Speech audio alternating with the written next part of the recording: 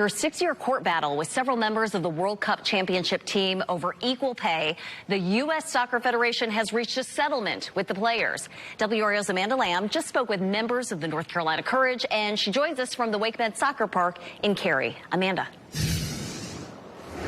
Renee, this is the result of a lawsuit filed in March of 2019 by 28 players from the U.S. women's national team. Now, this is a big day for women's soccer players across the country and for the North Carolina Courage here in North Carolina. They just got off this field a few minutes ago. They're practicing for the upcoming Challenge Cup. Now, even as players took the field on this kind of wet and gloomy morning, there was definitely an undercurrent of excitement about this settlement. The settlement will divide $22 million between about 24 current and former members of the U.S. women's national team, much of it back pay for compensation they should have received. Another $2 million will establish a fund for soccer players and charities. But even more importantly, U.S. Soccer has agreed to equalize pay between men and women during the team's collective bargaining agreements with the players' unions. Many people believe this settlement will have a big impact even beyond sports.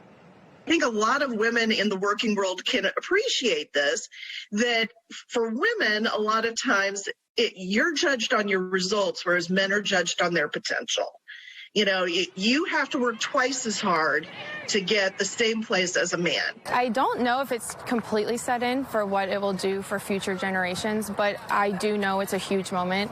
I do know from today on what the future of women's soccer and hopefully women's sports in general will be after this day will be different than what I have grown up with. Now, the settlement comes on the heels of an agreement in 2021 where U.S. Soccer agreed to equal working conditions for men and women, including their training facilities and travel accommodations. We also spoke with the coach of the team today, Sean Nahas, and he supports this settlement 100%. He says it's long overdue, and he hopes it will attract more women to the sport. And one little interesting sidebar here that I learned this morning, U.S. women have won 4 World Cups since the program's start in 1985, while the men have not reached the semifinal since 1930. So a little sports trivia there for you, Renee.